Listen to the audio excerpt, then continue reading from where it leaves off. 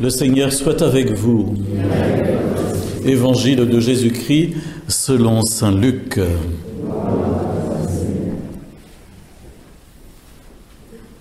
En ces jours-là parut un édit de l'empereur Auguste ordonnant de recenser toute la terre. Ce premier recensement eut lieu lorsque Quirinius était gouverneur de Judée, de Syrie, et tous allaient se faire recenser, chacun dans sa ville d'origine. Joseph, lui aussi, monta de Galilée depuis la ville de Nazareth vers la Judée jusqu'à la ville de David appelée Bethléem. Il était en effet de la maison et de la lignée de David. Il venait se faire recenser avec Marie, qui lui avait été accordée en mariage et qui était enceinte. Or, pendant qu'ils étaient là, le temps où elle devait enfanter fut accompli, et elle mit au monde son fils premier-né. Elle l'emmaillota et le coucha dans une mangeoire, car il n'y avait pas de place pour eux dans la salle commune. Dans la même région, il y avait des bergers qui vivaient dehors et passaient la nuit dans les champs pour garder leurs troupeaux. L'ange du Seigneur se présenta devant eux, et la gloire du Seigneur les enveloppa de sa lumière. Ils furent saisis d'une grande crainte. Alors, l'ange leur dit : « Ne craignez pas, car voici que je vous annonce une bonne nouvelle qui sera une grande joie pour tout le peuple. Aujourd'hui, dans la ville de David, vous est né un sauveur qui est le Christ, le Seigneur. Et voici le signe qui vous est donné, vous trouverez un nouveau-né emmailloté et couché dans une mangeoire. » Et soudain, il y eut avec l'ange une troupe céleste innombrable qui louait Dieu en disant : « Gloire à Dieu au plus haut des cieux et paix sur la terre aux hommes qui l'aiment. » Alléluia, Alléluia, Alléluia,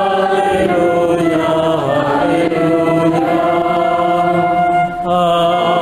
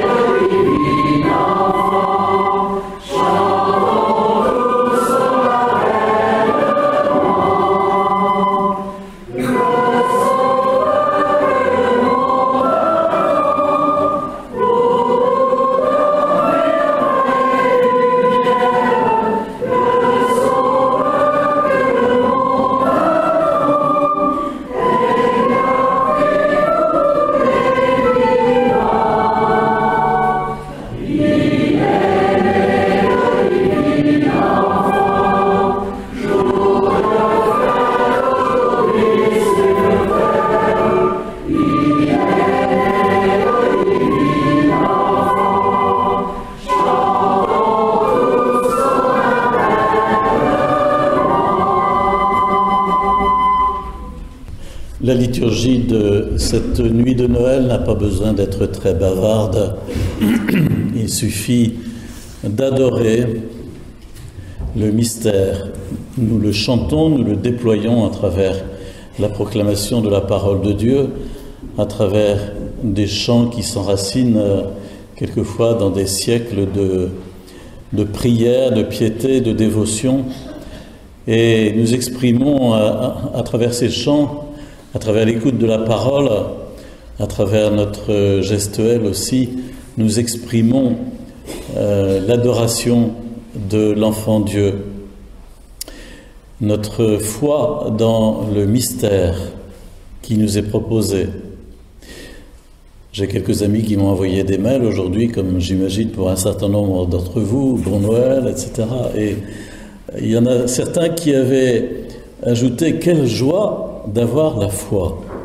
Quelle joie d'avoir la foi et de pouvoir goûter à ce mystère de Noël et à cet insondable abîme très paradoxal et absolument insondable de Noël, où l'amour de Dieu tout-puissant, le créateur de tous les univers, est tellement puissant précisément qu'il se fait tout petit, qu'il se fait enfant, qu'il se rend captif de notre humanité pour mieux nous dire qu'il nous aime et qu'il vient pour toujours avec nous, quelles que soient les joies et les peines et les difficultés et les épreuves de nos vies. Il est là, n'en doutons pas, n'en doutons pas. Évidemment, l'envers du décor fait beaucoup de bruit et nous l'entendons sans cesse à travers les informations, à travers tout ce qu'on veut. L'envers du décor fait beaucoup de bruit, mais l'endroit est très silencieux et l'endroit, c'est cet amour de Dieu qui, j'allais dire à Noël, se rend quand même visible. Une grande différence entre la fête de Pâques et la fête de Noël, c'est que au fond, nous entrons plus facilement dans la liturgie de Noël parce qu'il y a quelque chose de palpable, de visible qui s'offre à nos yeux. Et ce petit enfant dans la crèche, voilà, non seulement nous l'imaginons en tant que fils de Dieu, mais nous tirons de notre cœur un acte de foi en disant « Oui, je crois, Seigneur Jésus, que tu es le Dieu vivant. À qui irions-nous? Tu as les paroles de la vie éternelle. » Alors qu'à Pâques, nous célébrerons la résurrection de Jésus, et c'est toujours plus difficile à appréhender parce que, effectivement, on est au-delà de l'histoire, au-delà des critères habituels de notre vie sur la terre. Simplement, restons un petit instant en silence pour adorer le Seigneur et offrons-nous à lui. C'est terriblement important chaque matin de nos vies, où nous sommes souvent très occupés, très surchargés, très agités. C'est très important de pouvoir précisément nous laisser à Dieu et lui dire « Seigneur, conduis-moi tout au long de ce jour. Je te remets les clés de ma voiture, je te remets le volant, et c'est toi qui vas conduire et je vais marcher à ta suite. Conduis-moi tout au long de ce jour. » Je vous assure, si vous faites ça tous les matins, pas le soir, il y a des tas de gens qui me disent « Moi je prie le soir », je dis, c'est très très bien, continuez, mais c'est plus important de prier le matin parce que la journée est devant nous, vous comprenez? Et essayez donc de faire cela, de dire à Jésus, Seigneur Jésus, conduis-moi aujourd'hui et aide-moi à traverser tout ce que j'ai à vivre. Je sais déjà, il y a des tas de choses sur mon agenda, bon, peu importe. Puis il y aura les imprévus, aide-moi à les accueillir.